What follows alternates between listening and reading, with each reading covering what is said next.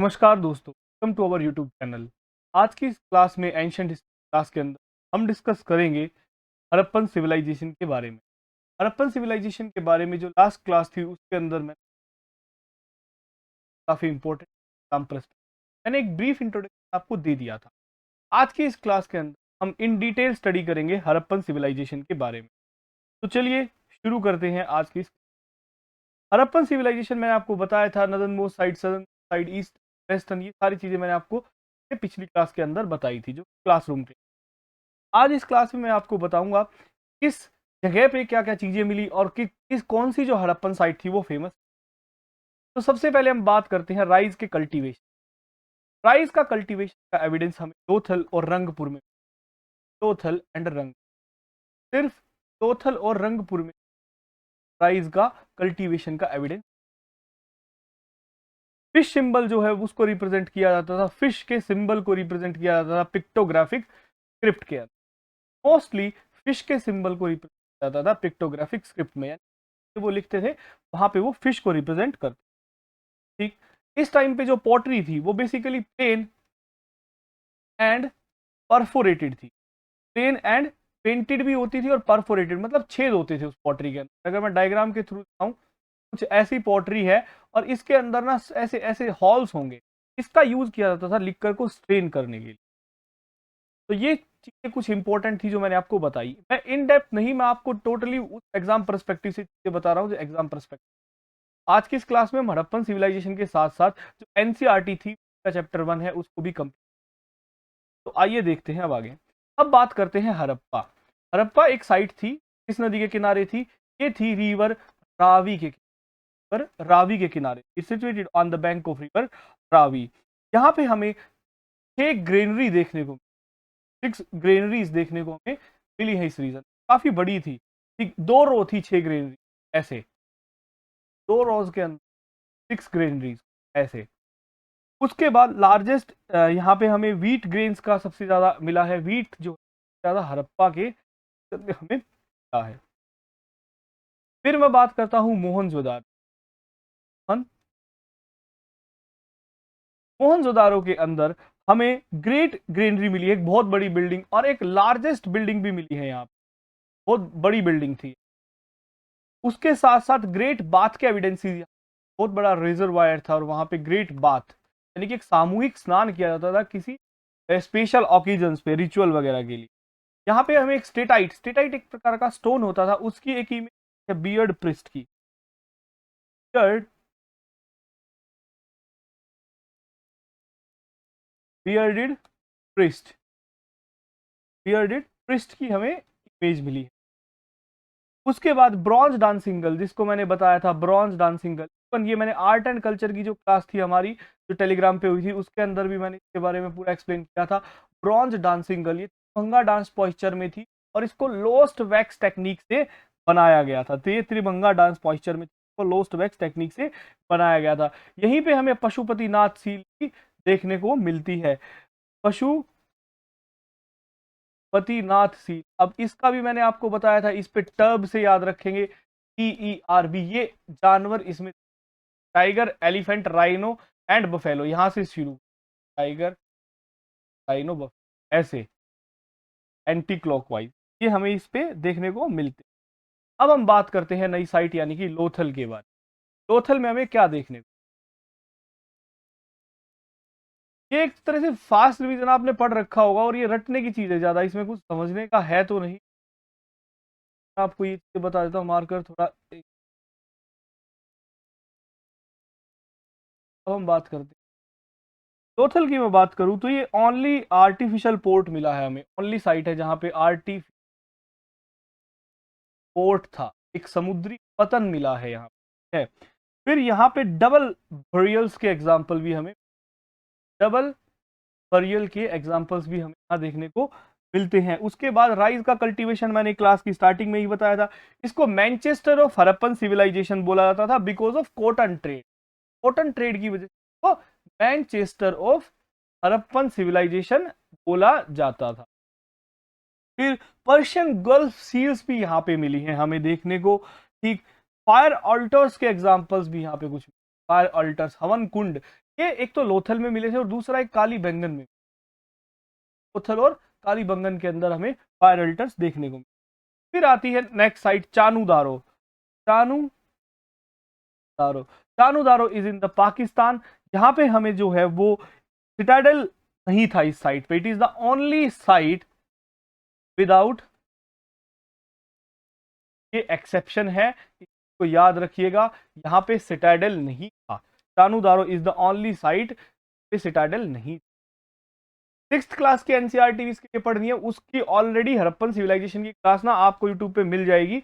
आप जैसे ही जाएंगे क्या नाम है प्लेलिस्ट के अंदर, एनसीईआरटी के नाम से शायद एक प्लेलिस्ट है, उसमें सिक्स क्लास के एनसीईआरटी के एक्सप्लेन करके बताया हुआ, आप एक बार उसको भी रेफर करिएगा। फिर यहाँ पे लिपस्टिक मिली है, देख लिपस्टिक मिली है यहाँ पे चानूदारो में। फिर आता है नेक्स्ट साइट काली बैंगन।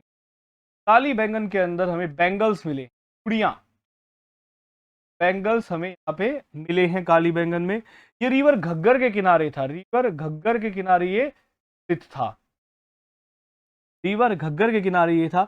यहाँ पे हमें मड ब्रिक्स भी मिली हैं, मड ब्रिक्स, ठीक, ब्लैक कलर के बैंगल्स और ये सब चीजें मिली हैं। फिर नेक्स्ट साइट आती थी सुरकोतादा, जिसको मैं से एक्सप्लेन कर देता हूं क्योंकि नहीं है, ठीक। फिर धोलावीरा एक साइट थी, धोलावीरा से क्वेश्चन आया यूपीएससी में। Dholavira is in the Gujarat. यहाँ पे हमें लार्जेस्ट या ये कहें जाइंट रिजर्वायर देखने, ठीक, और यही क्वेश्चन यूपीएससी ने आपसे पूछा था, ठीक, जाइंट रिजर्वायर कहाँ देखने को मिला, और ये दिया हुआ है आपके 12th क्लास के एनसीईआरटी में, जिसको आज हम करेंगे। तो जाइंट रिजर्वायर यहाँ पे हमें देखने को मिलता है, वेयर हाउसेज मिलते हैं यहाँ पे, इरिगेशन के एविडेंसेस भी, ठीक है। पंजाब हरियाणा रीजन के एविडेंस नहीं, बट यहाँ गुजरात के अंदर, गुजरात में थी साइट, यहाँ पे हमें इरिगेशन के एग्जाम्पल्स देखने को मिलते हैं। फिर नेक्स्ट साइट आती है बनावली। बनावली is in the Haryana.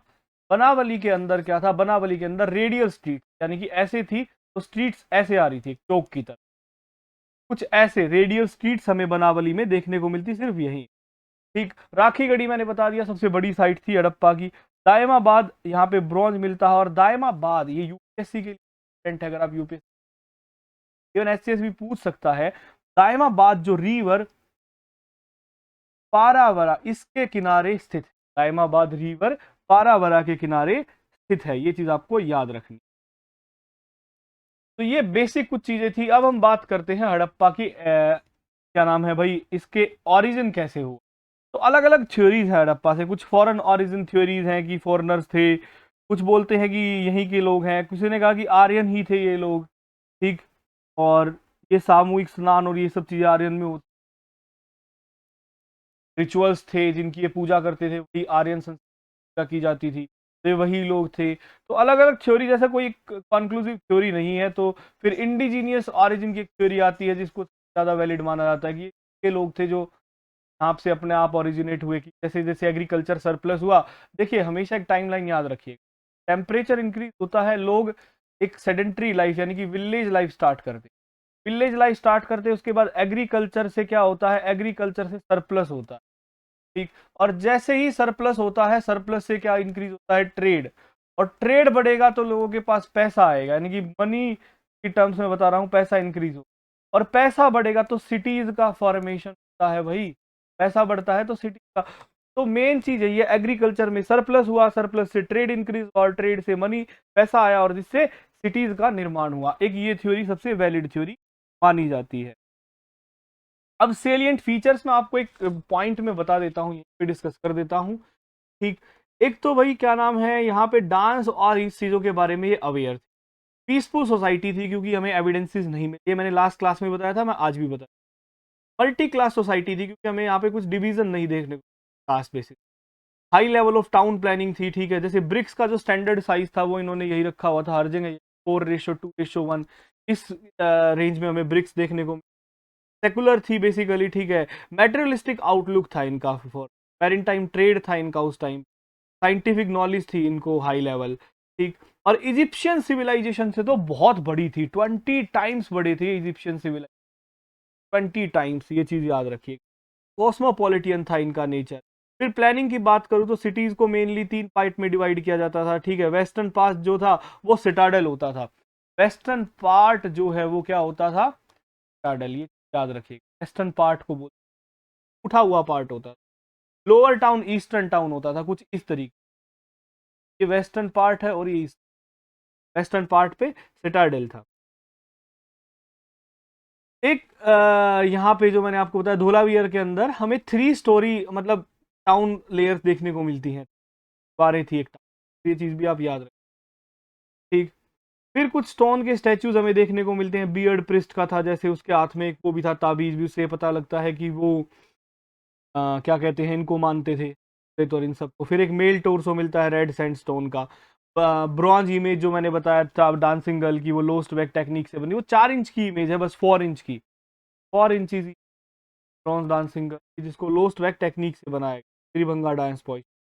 Terracotta figures हमें देखने को मिलती हैं यहाँ पे, ठीक, जिनमें बहुत रिफाइंड यूज हुआ है। मेल फिगर्स भी मिलती हैं, गॉड की फिगर्स हैं। अब सील्स की मैं बात करूं तो सील्स जो थी जनरली, सील्स जो है वो आपका क्या नाम है 2x2 का डायमेंशन होता था, जनरली 2x2 का डायमेंशन होता था। शर्ट की, जेस्पर की और स्टेटाइट इन सब यूज किया जाता था इनको बनाने के लिए, सील्स वगैरह को। एक पिक्टोग्राफिक स्क्रिप्ट होती थी। अब सील्स का इंडिकेशन क्या होता था भाई, इससे एक तो रिलीजियस बिलीव भी पता लगता है, लिटरेसी लेवल भी हमें पता लगती है। एक पशुपतिनाथ एक बहुत फेमस सील है, और उसके बाद एक यूनिकॉर्न सील है, यूनिकॉर्न एक बुल सील है। ये 3-4 सील आपको याद होनी चाहिए, यूनिकॉर्न, बुल और पशुपतिनाथ पे मैंने वो बताया भी आपको, क्या नाम है, टब। फिर पोट्री की बात करते हैं। पोट्री यहाँ पे प्लेन और पेंटेड थी। प्लेन जो है वो रेड क्ले से बनती थी, और जो पेंटेड होती थी वो ब्लैक पेंटेड पोट्री होती थी, जिसके अंदर ग्रेन्स वगैरह स्टोर करते थे। परफोरेटेड पोट्री मैंने आपको एग्जांपल से दिखाया था, कुछ इस प्रकार की होती, जिसपे कुछ छेद होते थे काफी सारे होल्स, इसको लिक्कर वगैरह को स्ट्रेन करने के लिए यूज। फिर उसके बाद क्या नाम है, सोसाइटी की मैं बात करता हूं तो क्लास स्ट्रेटिफिकेशन था, क्योंकि सिटाडेल पे कुछ अमीर लोग रहते थे। ओलिगार्किक कमर्शियल सोसाइटी थी, कंजर्वेटिज्म ज्यादा था, ठीक। लिंग की और योनि की वर्शिप करते थे, शिवलिंग और योनि की वर्शिप करते थे। मदर गोडेस की भी वर्शिप करते थे ये लोग। पीसफुल थे, नेचर में बिलीव करते थे, क्योंकि ट्री वगैरह की पूजा करते थे। पशुपतिनाथ और सीलिंग से पता लगता है जानवरों की। ग्रेट बाथ रिचुअल पर्पस के लिए पैलेस वर्शिप थी, यानी कि शिवलिंग की पूजा थी। टेंपल के एविडेंसेस नहीं मिलते, नो एविडेंसेस ऑफ टेंपल, हमें यहाँ पे टेंपल के एविडेंसेस। अब बात करते हैं इकोनॉमी की, तो एग्रीकल्चर के लिए राइस, व्हीट और बार्ले थी, ये बहुत फेमस। एग्रीकल्चर में मैं बात करूँ इकोनॉमी, यहाँ पे 3 चीजें बहुत, राइस, व्हीट और बार्ले, ये 3 तो मैंडेटरी थी। राइस,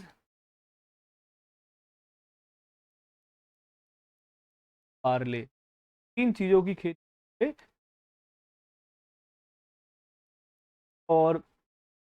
और मैं बात बताऊं, हमें यहाँ पे प्लॉ फील्ड के एग्जांपल मिले हैं, कुछ प्लॉ फील्ड यहाँ पे कालीबंगन, कालीबंगन में क्या मिला है, प्लॉ फील्ड को हल से जोता गया, ऐसे खेत के हमें एविडेंसेस कालीबंगन।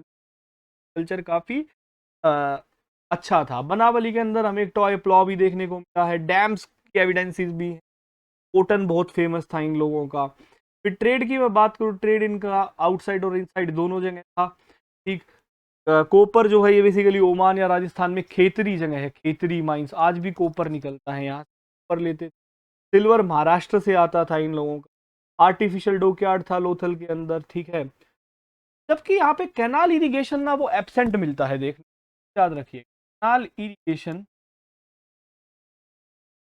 एब्सेंट, ये एब्सेंट है पूरा यहाँ पे, ये देखने को कैनाल इरिगेशन। बाकी ये सीजम, तिल और मस्टर्ड की खेती भी ये लोग करते थे। पॉलिटिकल कोई इनकी लाइफ ऐसी थी नहीं। लॉ ऑफ प्रोमोजेनिचर भी नहीं था। प्रोमोजेनिचर राजा के बाद उसका बेटा राजा। हमें कुछ प्रिस्ट किंग के एग्जाम्पल देखने को मिलते, कुछ हिस्टोरियन मानते हो बियर्ड प्रिस्ट किंग था वहां पे, ठीक। बाकी कुछ है नहीं। टाउन प्लानिंग की बात करो तो ड्रेनेज सिस्टम बहुत अच्छा था, इफेक्टिव था, जैसा हमने बताया, ठीक। बिग हाउसेस थे वहां पे, उनके वेल्स होते थे, हर घर के अंदर टॉयलेट की फैसिलिटी थी, रेन वाटर हार्वेस्टिंग था इवन, अंडरग्राउंड वेल्स थे, जो ड्रेन्स थी वो ढकी हुई थी, ठीक। तो ये चीज आपको याद रखनी था टोटल हड़प्पा। अब मैं आता हूं आपका थीम 1 एनसीईआरटी। 6th के एनसीईआरटी को तो एक्सप्लेन कर दिया। बाकी अब जो कुछ पॉइंट्स जो बचे हैं एनसीईआरटी के उनको मैं बता देता हूँ। वन है क्लास 12th की, इसको भी मैं साथ साथ अब एक्सप्लेन कर देता। थीम 1 के हिसाब से मैं बात बताऊं तो यहाँ की कुछ साइट्स है जिनके मैं आपको नाम बता दूं। ये साइट्स आपको पता होनी चाहिए जो अलग से मिलेंगी। तो एक साइट है कोट दीजी, ये पाकिस्तान में है। अमरी पाकिस्तान के अंदर है। देसलपुर यूपीएससी ने 2018 में क्वेश्चन पूछा, गुजरात के अंदर है। ठीक। बालाकोट ये पाकिस्तान में है, ये पाक ऑक्यूपाइड कश्मीर नहीं, ये बलूचिस्तान में पड़ता है, कराची के पास है ये बात। नागेश्वर ये भी पाकिस्तान के अंदर। पाकिस्तान को मैं रेड कलर से मार्क कर रहा हूं, या पाकिस्तान का मैं मार्क नहीं। ठीक, नागेश्वर पाकिस्तान में भी और गुजरात दोनों में आती है, ठीक, मोर और लेस। फिर रंगपुर, रंगपुर गुजरात के अंदर है। चानूदारो पाकिस्तान के अंदर है, मैंने बताया। एक मिथाथल साइट है, ये हरियाणा में पड़ती है, ये इंपॉर्टेंट है। आप हड़प्पन साइट है। कई बार ना आपसे सीधा क्वेश्चन पूछा जाता है which of the following belong to the Harappan site, और आपको ये मिथाथल पता नहीं होगा तो आप इसको मार्क नहीं, तो ऐसी गलती ना करिए। ठीक। एक बहरूच भी गुजरात के अंदर है, ये चीज भी याद रखिएगा, हड़प्पन साइट। तो ये तो साइट्स के बारे में मैप दिया हुआ है एनसीईआरटी के फर्स्ट पेज पे ही, थीम 1 के चैप्टर नंबर 1 में। वहां पे ये सारी साइट्स आपको गिवन है, आप वहां से भी रेफर कर सकते हैं। NCERT are must to clear HCS exam, तो इसी गांठ बांध के रखिएगा। फिर की पॉइंट्स की मैं बात करूं तो की पॉइंट्स में इसको मेलुआ सभ्यता भी बोला जाता था। मेलुआ ये बोला गया कहां पे, मेसोपोटामियन सभ्यता, मेसोपोटामियम में। ठीक। यहाँ पे हमें चिकपी लिंटिन्स के भी एग्जाम्पल देखने को, चिकपी एंड होती है मसूर की दाल, चिकपी और लिंटिन और सीजम्स के एग्जाम्पल भी देख। और मजे की बात यह है कि इंटरनेशनल ईयर ऑफ मिलेट्स है 2023, तो यहाँ पे मिलेट्स के एग्जाम्पल भी हमें, मिलेट्स के एविडेंसेस भी देख। और कहाँ पे मिले हैं, गुजरात के अंदर। मिलेट्स के एविडेंसेस हमें गुजरात के अंदर देखने को मिले हैं। एनिमल बोन्स यहाँ पे मिली है हमें बहुत सारी। ठीक।